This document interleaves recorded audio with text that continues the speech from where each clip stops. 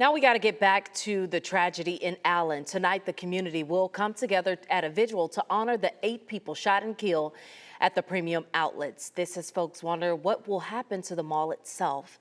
Our Suzanne Bruner is at the Allen Outlet Mall. Suzanne, what are you seeing out there today? Well, Tashara, authorities have wrapped up their investigation here at the Allen Premium Outlets and have since handed the site back over to property management. Right now, we don't know when stores will reopen to the public, but I am seeing barricades still in place around the mall.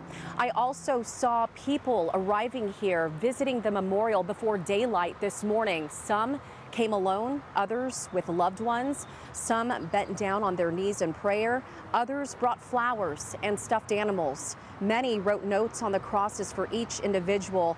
It's really been heartbreaking for this community as people pay their respects to those who lost their lives in Saturday's mass shooting. And tonight, many more plan to be out here for a community vigil to remember the 8 victims. 7 of them were spending the afternoon shopping. Q, Cindy and James Cho, Daniela and Sofia Mendoza, Aishwara Thatikonda, and Elio Cumana Rivas. The 8th, Christian LaCour, was working as a security guard. The Allen police chief revealed Tuesday LaCour died a hero helping someone escape.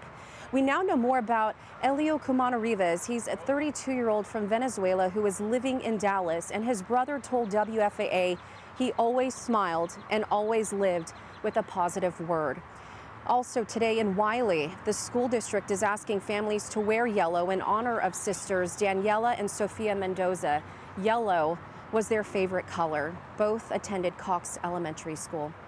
As I mentioned, people across North Texas are planning to come out to this vigil tonight. As a matter of fact, there will be 2 vigils held in the city, one here at the memorial at the outlets, the other a prayer service at St. Jude Catholic Church. This is a special mass for peace and healing. Both will happen at 7 p.m. tonight. Tashara. All right, Suzanne, thank you. Just 20 minutes ago, we got an update from Medical City Healthcare on the 6 victims still hospitalized there.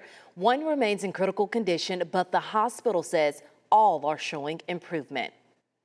We've heard from so many of you looking for ways to help the victims. The Communities Foundation of Texas has started a fund supporting local nonprofit agencies that are providing resources. For more information, you can just scan the QR code there on your screen.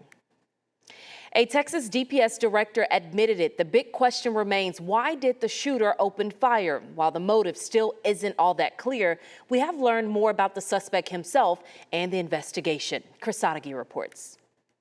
Investigators say it does not appear the shooter was selective with who he was shooting and killing at the mall on Saturday. And although his motive remains unknown at this point, our WFAA investigative team did find a social media account belonging to the shooter that does give us a glimpse inside of his mindset.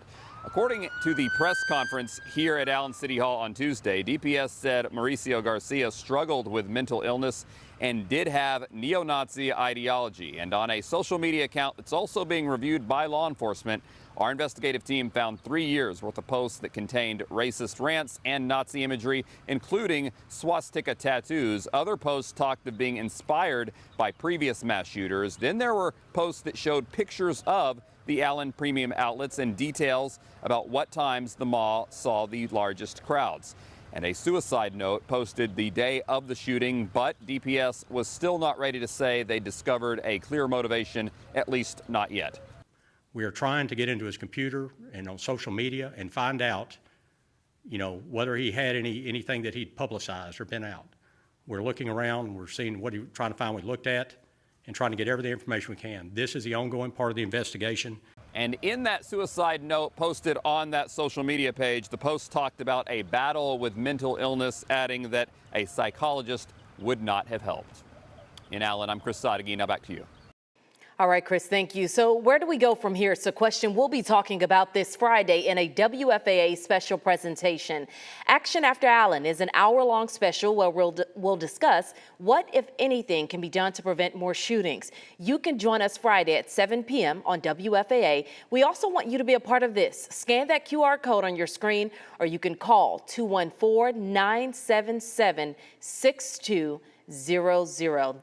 There is where you can share your thoughts or even questions.